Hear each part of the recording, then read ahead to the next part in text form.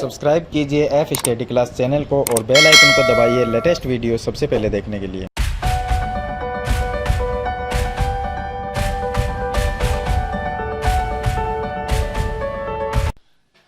Hello students, आज इस video में हम प्रश्नावली एक्सरसाइज जो है यानी प्रश्नावली वो है 6.3 जो कक्षा 8 की है। तो इसका क्वेश्चन नंबर 5 से हम शुरू करेंगे। क्वेश्चन नंबर 4 मैंने पीछे वाली वीडियो में आपको बता दिया था। तो यहाँ पर देखिए क्वेश्चन नंबर 5 में लिखा है कि निम्नलिखित संख्याओं में प्रत्येक के लिए वह सबसे छोटी पूर्ण संख्या ज्ञात कीजिए जिससे इस संख्या को गुणा करने पर यह एक पूर्ण वर्ग संख्या बन जाए और इस पूर्ण वर्ग संख्या का वर्गमूल भी ज्ञात करना है। इसका कहने का मतलब यह है कि हमें एक ऐसी संख्या ज्ञात करनी है जिसको हम 252 से अगर गुणा करें तो यह पूर्ण वर्ग बन जाए। जब यह पूर्ण वर्ग बन जाएगी तो फिर से इसका वर्गमूल ज्ञात करना पड़ेगा। वर्गमूल कैसे ज्ञात करेंगे? जैसे हमने क्वेश्चन नंबर 4 में किया। तो सबसे पहले हम वो छोटी संख्या ज्ञात करेंगे जो इससे गुणा करने पर यह पूर्ण वर्ग बनेगी। तो आप वीडियो को लाइक कर लीजिए और चैनल को सब्सक्राइब कर दीजिए। तो देखिए यहां पर दिया गया हमें 252। तो हम 252 लिखें क्वेश्चन नंबर 1 का आंसर 252। इसका हम अभाज्य गुणनखंड कर लेंगे। इसमें हम 2 का भाग दे सकते हैं। तो इसमें 2 का भाग कितनी बार जाएगा? 2 में गया 1 बार, 5 में कितनी बार गया? 2 बार, 12 में गया 6 बार। फिर हम 2 का भाग दे सकते हैं।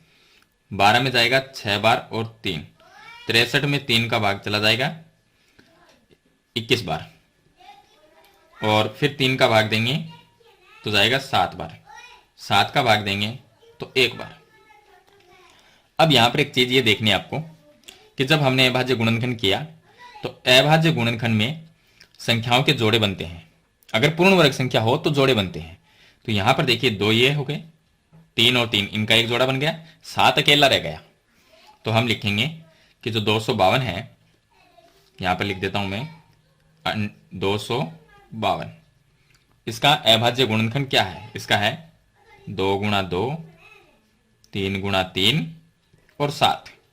तो जोड़े बनाए तो 2 ये हो गए, 2 ये हो गए, 7 रह गया अकेला। अकेली जो संख्या रही है 7, उसको अगर हम 252 से गुणा कर दें तो ये पूर्ण वर्ग संख्या बन जाएगी। आपको इसमें ध्यान ये रखना है कि जो अकेली संख्या रहेगी उससे ही गुणा करना है। इसमें अकेली संख्या क्या है? 7। तो 7 को अगर 252 से गुणा कर दें तो ये पूर्ण वर्ग संख्या बन जाएगी। तो ये बात हम यहां पर लिख देंगे।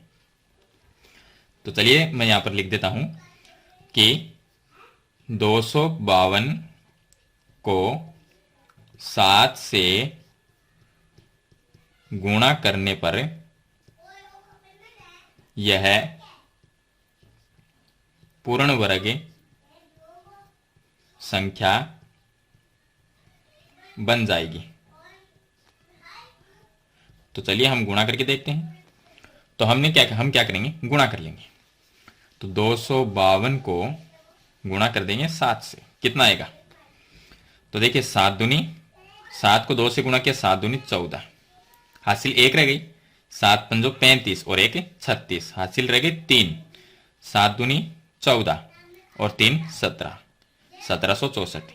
1764 क्या है? जब हमने 252 को 7 से गुणा किया तो 1764 आया। 1764 एक पूर्ण वर्ग संख्या बन गई। तो हम लिख देंगे 1764 एक पूर्ण वर्ग संख्या है। अब 1764 एक पूर्ण वर्ग संख्या है तो हमें क्या निकालना है? इसका वर्गमूल। चलिए वर्गमूल ज्ञात कर लेते हैं। तो वर्गमूल ज्ञात करने के जिस संख्या का वर्गमूल ज्ञात करना हो उसको हम अंडर रूट में लिखते हैं 1764। 1764 का अभाज्य गुणनखंड क्या होगा? तो 252 का क्या था? 252 का जो था वो पहले हम लिख लेंगे। 252 का था 2 गुणा 2, 3 गुणा 3 गुणा 7। इतना ही तो था 252 का, ये हमने लिख दिया। 1764 कब आया? जब हमने 7 से इसको एक 7 से और गुणा कर दिया। तो वो 7 हम गुणा में यहां पर लिख देंगे। अब इसका वर्गमूल क्या आएगा? तो 2 संख्याओं के जोड़े बना लेंगे। इसमें से 2 बाहर आ गया, आगे वाली संख्या में से 3, आगे वाली संख्या में से 7। तो 7 तेरी 21, 21 दूनी 42। तो क्या वर्गमूल क्या आया? 42 आ गया। तो ये इसका आंसर हो गया। इसी तरह से आपको आगे वाला क्वेश्चन सरल करना है।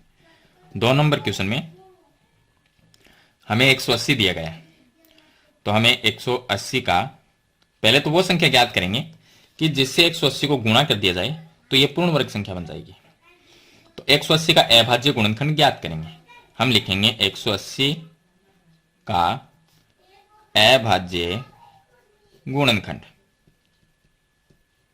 180 का अभाज्य गुणनखंड क्या होगा? तो चलिए मैं यहां पर 180 का अभाज्य गुणनखंड कर लेता हूं।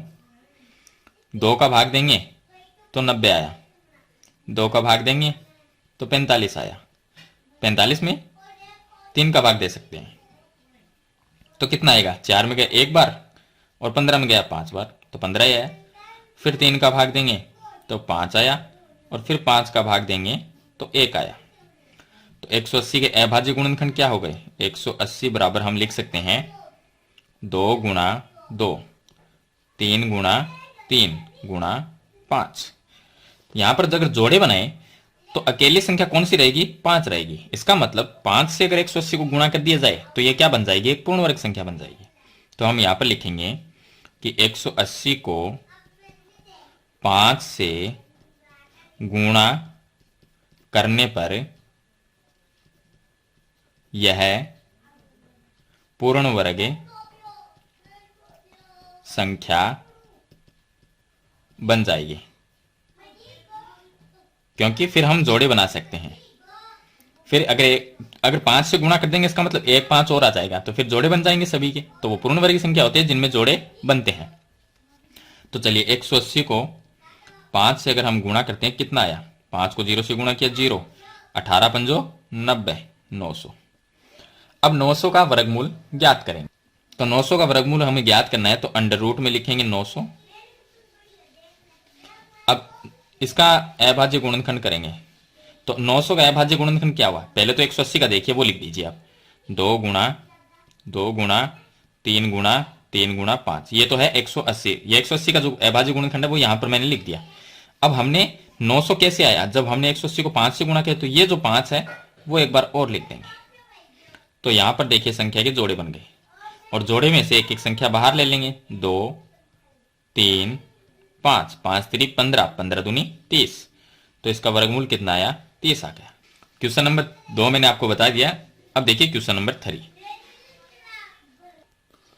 क्वेश्चन नंबर 3 में हमें ये दिया गया है, संख्या दी गई है 1008। तो हमें क्या करना है? 1008 का पहले तो ये देखना है कि ये पूर्ण वर्ग कैसे बनेगी। तो हमें दिया गया 1008, तो इसका हम क्या करेंगे? अभाज्य गुणनखंड। तो हम लिखेंगे 1008 का अभाज्य गुणनखंड। चलिए 1008 का अभाज्य गुणनखंड करेंगे तो 1008 इसके बराबर में जो भी गुणनखंड आएगा वो लिख देंगे। तो इसको हम सरल करने के लिए 1008 2 का भाग दे सकते हैं इसके अंदर, तो कितना आएगा? 10 में गया 5 बार, 0 का 0, 8 में गया 4 बार। फिर 2 का भाग देंगे, 5 में कितने बार जाएगा? 2 बार, और 10 में गया 5 बार, फिर 2 बार।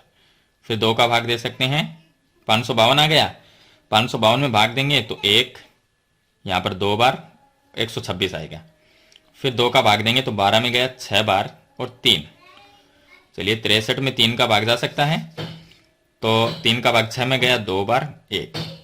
फिर हम 3 का भाग देंगे 7 बार, फिर 7 का भाग देंगे 1 बार। अब जो अभाज्य गुणनखंड आया उसको इसके सामने लिख देंगे। 2 कितनी बार है? 1 2 3 4 बार। 2 गुणा 2 गुणा 2 गुणा 2। 3 कितनी बार है? 3 इंटू 3, 3 गुणा 3 गुणा 7। अकेली संख्या कौन सी है? 7। तो हम क्या लिखेंगे कि 1008 को 7 से गुणा करने पर यह पूर्ण वर्ग संख्या बन जाएगी। चलिए लिख देते हैं 1008 को 7 से गुणा करने पर यह पूर्ण वर्ग संख्या बन जाएगी। तो हम 1008 को 7 से गुणा कर देते हैं। 1008 गुणा 7 कितना आएगा? इसका आंसर आएगा 7056। मैंने इसको गुणा कर लिया तो 7056 इसका आंसर आएगा। तो 7056 क्या है? एक पूर्ण वर्ग है, यानी कि एक पूर्ण वर्ग संख्या है। अगर ये पूर्ण वर्ग है तो हम क्या करेंगे, इसका वर्गमूल ज्ञात करेंगे। तो वर्गमूल के लिए इसको अंडर रूट में लिखेंगे, 7056 बराबर अंडर रूट में जो भी इसका वर्गमूल होगा, सॉरी अभाज्य गुणनखंड होगा, वो अंडर रूट में लिख देंगे। तो 7056 से पहले 1008 जो संख्या थी उसका वर्ग अभाज्य गुणनखंड तो था, वो इसमें लिखेंगे 2 गुणा 2 गुणा 2 गुणा 2, फिर है 3 गुणा 3, फिर है 7। तो ये तो 1008 का है, ये मैंने यहां पर लिख दिया। अब 1008 से 7056 कैसे बना, 7 से गुणा करने पर, तो वो 7 है वो और लिख देंगे, जोड़े बना लेंगे, 2 ये हो गए, 2 2 और ये 2, सभी 2 2 संख्या है एक जैसी। सभी संख्याओं में से एक एक संख्या बाहर निकालेंगे, इसमें से 2 गुणा, इसमें से 2, फिर गुणा, फिर 3, फिर गुणा 7, सभी को गुणा कर लेंगे। तो देखिए 2 दूनी 4 और 4 को 3 से गुणा किया, 4 तेरी 12, 12 को 7 से गुणा कर लेंगे। तो 12 को 7 से गुणा किया तो ये आ गया 12 सती 84, ये इसका वर्गमूल है। 84 को अगर 84 से गुणा करते हैं तो 7056 आएंगे। तो इस तरह से ये क्वेश्चन नंबर 3 आपको सरल करना है। चलिए इसके बाद में शुरू करते हैं इसका क्वेश्चन नंबर 4। क्वेश्चन नंबर 4 में हमें दिया गया है 2028। तो इसमें हम पहले तो है अभाज्य गुणनखंड करेंगे, का अभाज्य गुणनखंड।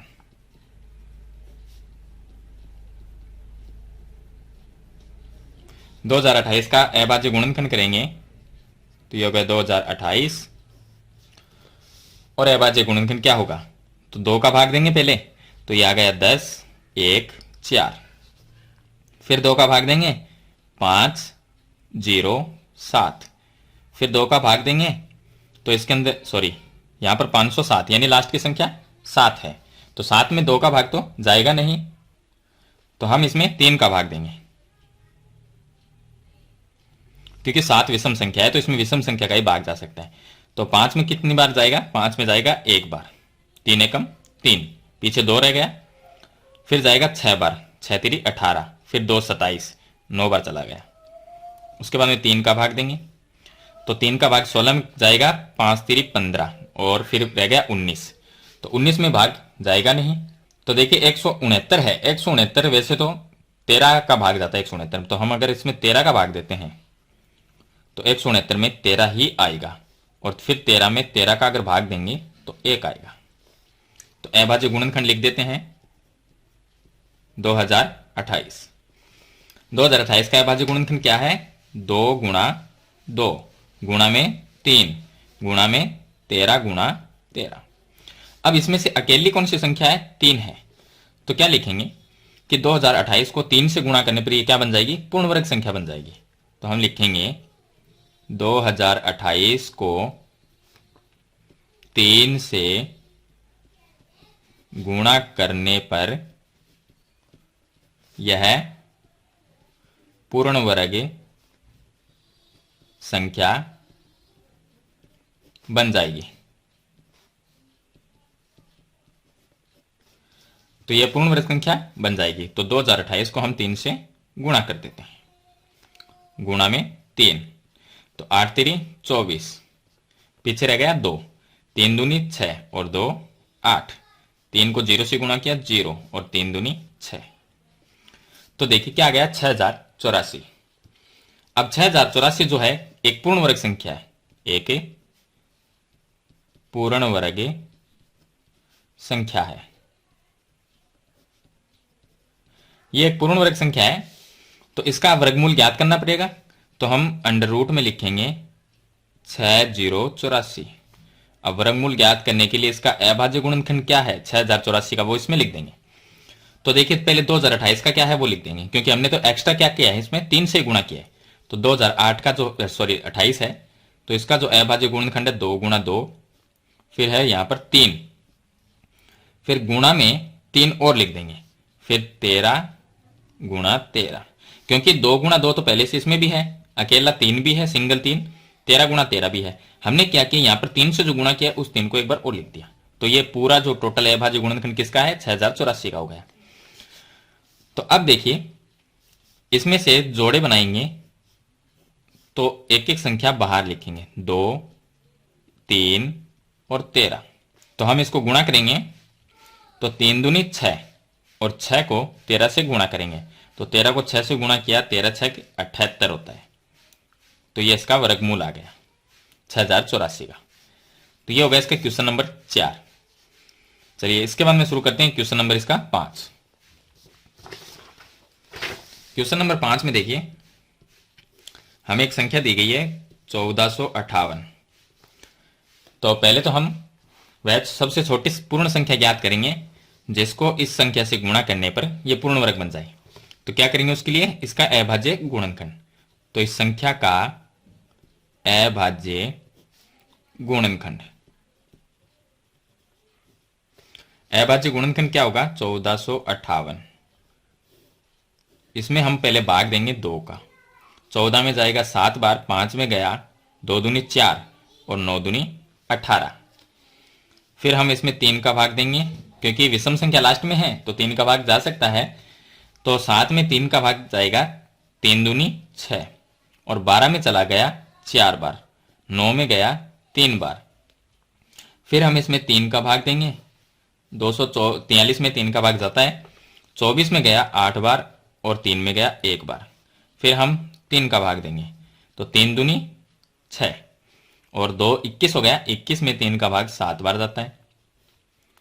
आगे 3 का भाग देंगे तो 27 में 3 का भाग 9 बार। फिर 3 का भाग देंगे 3 बार, फिर 3 का भाग देंगे 1 बार। तो जो अभाज्य गुणनखंड है 1458 का वो लिख देंगे। क्या आ गया 2। 3 कितने बार है, 1 2 3 4 5 6 बार। 3 गुणा 3 गुणा 3 गुणा 3 गुणा में 3 गुणा 3। तो अगर जोड़े देखें तो इन संख्याओं के जो जोड़े बनते हैं अकेली संख्या 2 है। तो हम क्या लिखेंगे 1458 को 2 से गुणा करने पर यह पूर्ण वर्ग संख्या बन जाएगी। तो 1458 को 2 से गुणा करने पर यह पूर्ण वर्ग संख्या बन जाएगी। तो 1458 को 2 से गुणा कर देते हैं तो 8 दूनी 16, हासिल 1 रह गई, 5 दूनी 10 और 1 11, हासिल 1 रह गई, 4 दूनी 8 और 1 9, 2 एकम 2, 2916 आ गए।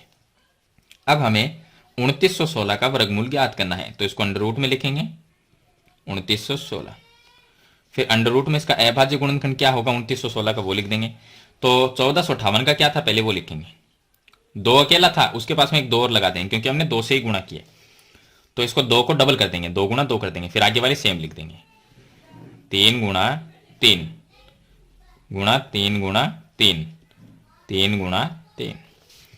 2 2 संख्या बन गई, सभी के जोड़े हो गए। तो इसमें से एक एक संख्या बाहर ले लेंगे, इसमें से 2 आ गया, फिर 3 3 और 3। तो देखिए 3 दूनी 6, 6 को 3 से गुणा करेंगे 18 और 18 को 3 से गुणा करेंगे तो 18 दूनी 36 और 18 तिये 54। तो ये इसका आंसर यानी कि वर्गमूल हो जाएगा। चलिए इसके बाद में लास्ट क्वेश्चन है क्वेश्चन नंबर 6। इसमें दिया गया है 768। तो अभाज्य गुणनखंड करेंगे 768 का अभाज्य गुणनखंड। तो 768 लिख देंगे और अभाज्य गुणनखंड करेंगे तो 2 का भाग दिया, 3 बार गया, 3 दूनी 6 और 16 में गया 8 बार और 8 में गया 4 बार। फिर 2 का भाग दे सकते हैं तो 1 बार, 18 में 9 बार, फिर 2 बार। फिर 2 का भाग दिया तो 19 में 9 दूनी 18 और 12 में गया 6 बार। फिर 2 का भाग देंगे तो 9 में चला गया 4 दूनी 8 और 48 आ जाएगा। फिर 2 का भाग देंगे तो 24 दूनी 48 होता है। फिर 2 का भाग देंगे तो 12, फिर 2 का भाग दिया 6, फिर 2 का भाग दिया 3 और फिर 3 का भाग दिया 1। तो 2 कितनी बार है, 1 2 3 4 5 6 7 8 बार। तो हम लिख देंगे 768 का अभाज्य गुणनखंड 2 गुणा 2, फिर 2 गुणा 2, 2 गुणा 2, 2 गुणा 2, फिर गुणा में 3। 2 कितने बार है, 8 बार। तो 1 2 3 4 5 6 7 8, लास्ट में अकेला 3 है। अकेली जो संख्या वो 3 है, तो हम क्या लिखेंगे, हम लिखेंगे 768 को 3 से गुणा करने पर, 768 को 3 से गुणा करने पर यह एक पूर्ण वर्ग संख्या बन जाएगी। तो 768 को हम गुणा कर देंगे 3 से, क्या आएगा, 8 3 24, हासिल 2 रह गई, 6 3 18 और 2 20, फिर हासिल 2 रह गई, 7 3 21 और 2 23, यानी 2304, 2304 आ गया। 2304 का अंडर रूट ज्ञात करेंगे, यानी कि वर्गमूल। तो अभाज्य गुणनखंड जो भी होगा इसका वो लिख देंगे आगे। तो पहले हम ये देखेंगे 768 का क्या है, 768 का जो भी है वो लिख देंगे, और लास्ट में अकेली जो संख्या 3 है तो हमने 3 से ही गुणा किया, वो 3 एक बार और लिख देंगे। 2 गुणा 2, 2 गुणा 2, 2 गुणा 2, फिर लिखेंगे 2 गुणा 2। ये तो 8 बार थे, वो मैंने लिख दिए। अकेला 3 था, वो भी लिख दिया, और 3 से गुणा करने पर 2304 बना, तो वो 3 भी इसके सामने आगे लिख देंगे। संख्या के जोड़े, तो सभी के जोड़े बन गए। सभी में से संख्या बाहर निकालेंगे, एक एक संख्या, इसमें से 2, आगे वाले में से 2, फिर आगे वाले से 2, फिर आगे की संख्या में से 2 बाहर आ गया, लास्ट की संख्या में से 3 आ गया। 2 दूनी 4, 4 दूनी 8, 8 दूनी 16, और 16 3 48, तो वर्गमूल क्या आया, 48 आ गया। तो ये हो गया इसका क्वेश्चन नंबर 6। तो क्वेश्चन नंबर 5 है, उसमें टोटल हमें 6 पार्ट दिए गए हैं। तो मैंने आपको सभी है पार्ट से इसके बता दिए हैं। इस वीडियो में आपको सिर्फ क्वेश्चन नंबर 5 ही बताऊंगा, क्योंकि वीडियो काफी लंबी हो जाएगी। आगे की वीडियो में हम क्वेश्चन नंबर 6 को सरल करेंगे। आशा करता हूं आपको ये क्वेश्चन है वो अच्छी तरह से समझ में आ गए होंगे। फिर भी आपके कोई प्रॉब्लम है तो मुझे कमेंट में जरूर लिखें, मैं आपका सॉल्यूशन करने की पूरी कोशिश करूंगा। तो आज की वीडियो में इतना ही, मिलते हैं एक नई वीडियो के साथ, तब तक के लिए थैंक यू।